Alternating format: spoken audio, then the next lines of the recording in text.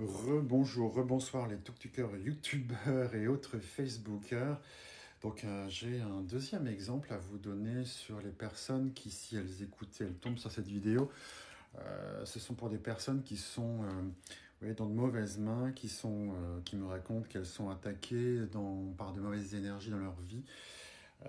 Donc je leur dis, moi je ne suis pas un exorciseur ou quelqu'un qui va couper avec de mauvaises énergies, je vais travailler sur le fond de votre âme pour voir quelle est l'origine finalement de cette faille énergétique que vous pouvez avoir en vous. Donc j'ai un deuxième exemple là cette semaine. Alors comme je dis souvent énergétiquement, il y a des semaines qui se ressemblent et c'est le cas cette semaine. Donc cette femme, ben, évidemment dans sa vie personnelle a beaucoup de difficultés.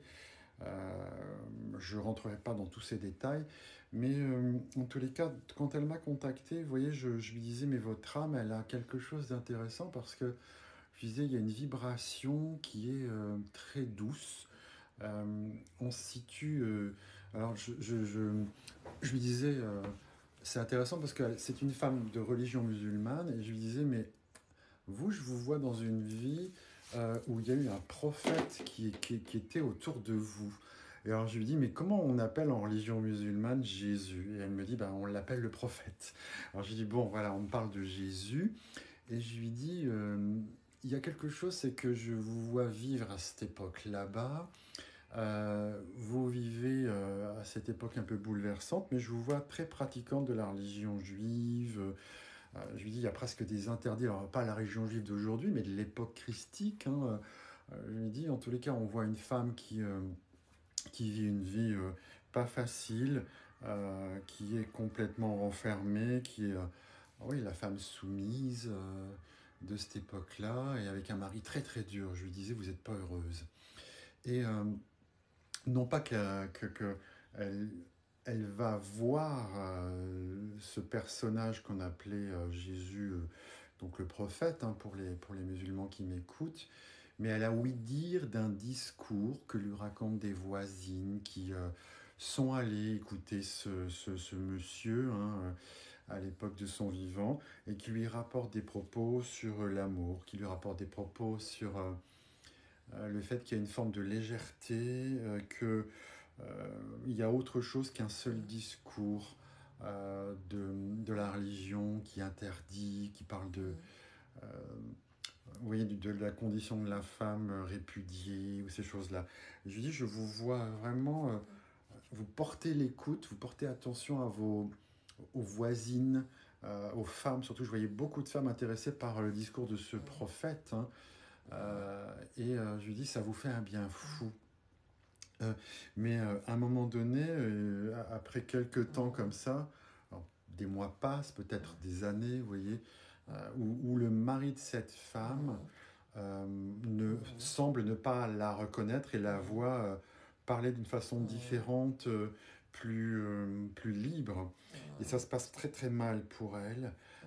Je sais que moi je vois le mari la tromper, mais alors avec tout l'entourage. Et puis, oui, la condition de la femme de l'époque, c'est que si elle trompait son mari, je pense qu'elle était lapidée. Enfin, je vois vraiment ce côté-là. Et par contre, le mari, lui, il avait tous les droits. Donc, je lui dis, je ne veux pas en débattre là, mais je lui dis, par contre, il vous menaçait, votre mari, vous voyant heureuse. C'est fou parce que je voyais le mari, voyant sa femme heureuse, ne pas être content. Vous voyez, alors ça parle même aujourd'hui, hein. Il y a des gens un peu sadomaso, hein, qui vont dire tu me plais tant que t'as mal, tu me plais tant que tu souffres. Eh bien, c'est un peu ce rapport-là entre elle et son mari. Moi, je connais pas les mœurs de l'époque, mais en tout cas, il avait tous les droits sur elle. Et puis le mari monte d'un ton, vous voyez, de petit à petit, et lui dit qu'il a ouï dire qu'elle écoute des balivernes, qu'elle écoute des discours dangereux de celui qu'on appelait, nous, les chrétiens, le Christ, que les musulmans appellent le prophète, vous voyez. Et donc, je sais que finalement, pour que elle, il la dénonce pas, enfin, je lui dis à un moment donné dans votre vie, votre mari était prêt à vous dénoncer euh, au, à la religion de l'époque, mais je disais surtout aux légionnaires. Alors moi je voyais des légionnaires, alors ils étaient occupés, hein, par les légionnaires romains de toute façon. Je vois votre mari vous menacer de vous désigner aux légionnaires romains comme après la mort, vous voyez, du prophète, du Christ, enfin en tout cas de celui qu'on a appelé nous le Christ. euh, Votre mari vous a menacé de, oui, d'aller, alors je me relis, hein, vous dénoncez aux légionnaires parce que vous étiez parti dans un discours de folie, de raconter n'importe quoi, mais parce que le mari était jaloux presque que cette femme change, aille bien, ait un discours plus, je ne sais pas comment l'expliquer, plus libre par rapport au droit de possession de l'homme sur elle. Donc elle a été menacée de mort finalement par son mari, menacée d'être désignée, et alors surtout d'être lapidée. Alors je vois qu'à l'époque c'était les mœurs, hein, mais aussi le mari était prêt à dire qu'elle l'avait trompé, ce qui était faux, parce que moi je voyais une femme qui était respectueuse du code de l'époque, de la religion de l'époque, qui était la religion hébraïque. Mais lui, il devait être enfin, pas bien dans sa tête, et en tout cas représentant le droit de possession des hommes sur la femme à l'époque. Et elle prenant très très très peur, je l'ai vu dénoncer finalement. Je disais à cette personne qui était venue me voir, finalement vous avez pris le parti de la peur et la peur nous fait agir et elle a dénoncé des femmes qui étaient malheureusement parties écouter le discours de Jésus, le prophète. Vous voyez, et là bah, ça se passe pas bien. Je vois cette femme qui s'en veut énormément. Elle n'a pas supporté finalement le fait de dénoncer parce que sinon elle était assassinée, tuée par son mari. Et à partir de là, oui, il y a quelque chose qui s'est passé où finalement elle a préféré mettre fin à ses jours. Mais je lui ai dit, je vous vois vous jeter non pas d'une falaise, mais vous vous êtes jeté d'un bâtiment civil, vous voyez, d'une hauteur. Et je lui ai dit, pour pouvoir supporter ça, vous vous êtes empoisonné avec quelque chose, vous avez bu quelque chose, et dans lequel il y a eu quelque chose pour se donner du courage et se jeter, vous voyez. Et en se jetant, je lui ai dit, moi je vous vois votre âme au-dessus quand vous vous êtes écrasé. J'ai vu votre âme qui disait, en fait, je ne suis pas digne d'avoir vécu une vie de mère et de femme. J'ai raté ma vie de femme, mon mari a eu raison, j'étais une mauvaise femme, j'ai raté ma vie de mère parce que je commençais à enseigner à mes enfants un discours en dehors de la religion de l'époque, donc là plutôt avec un discours plus libre que Jésus avait, par oui dire, répandu.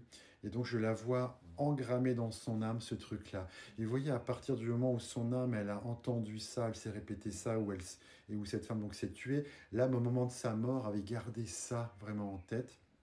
Ça a été la porte ouverte à tous les châtiments, hein, je l'ai dit, tous les châtiments énergétiques se sont ouverts à ce moment-là, puisque le bas astral, entendant cette volonté de l'âme de s'empoisonner pour les vivants, de se punir d'avoir été une mauvaise femme, que son mari avait raison et qu'il fallait qu'il n'y a que la mort qui la libérerait, d'avoir été une femme qui a dénoncé des amis, vous voyez. Je lui dis, votre âme, elle s'est châtiée. C'était vraiment brutal. Moi, je sentais vraiment que c'était hyper, hyper dur. Donc, même à en parler encore, j'en ai la tête qui tourne. Et là, c'était la porte ouverte au bas astral. Donc, pour ceux qui m'écoutent et qui sont effectivement attaqués, vous voyez, aujourd'hui, il y a des choses qui se sont produites dans une vie. Je parle souvent de mémoire. Donc là, on est dans une mémoire avec une histoire de ce type-là où c'est l'âme elle-même qui se châtie. Vous l'avez entendu, hein, je ne vais pas le répéter. Et c'est comme un pacte, vous voyez, un pacte qui est fait. Et alors, vous savez qui est arrivé au moment du soin d'âme, et c'est là où je veux le dire à ceux qui m'écoutent, hein, qui sont de la religion musulmane. Moi, je lui dis, alors moi, je suis chrétien, j'ai senti alors, la beauté d'un grand monsieur arrivé, et il s'est annoncé au nom de Mahomet, vous voyez, alors vraiment, c'était même plein d'émotions, moi, j'en tremblais, parce que le prophète Mahomet est arrivé à ce moment-là pour faire ce soin sur cette personne. Vous voyez, et je lui disais, c'est étonnant parce que, en fait, moi, quand à chaque fois il y a le côté de l'énergie de celui qu'on appelle nous le Christ, c'est la bonté. Et je lui dis, Mahomet, bah, c'est la beauté. Vous voyez, mais tout est beau. Je voyais Mahomet se charger de lui mettre de la beauté sur elle. Après tant d'années d'horreur, vous voyez, et vous avez tellement besoin d'être dans le beau. Et je lui disais, bah, c'est cette énergie de Mahomet du prophète qui est venu pour l'aider, vous voyez. Je lui disais, pendant même 3 mois, il va être là à vos côtés pour vous donner enfin le beau. Donc je suis très fier d'avoir fait ce soin parce que j'ai vu vraiment la puissance de cette énergie magnifique de celui qu'on appelle Mahomet. C'est donc une belle énergie de beauté qui est là pour remettre à plat, en hauteur des gens qui ont été fatigués.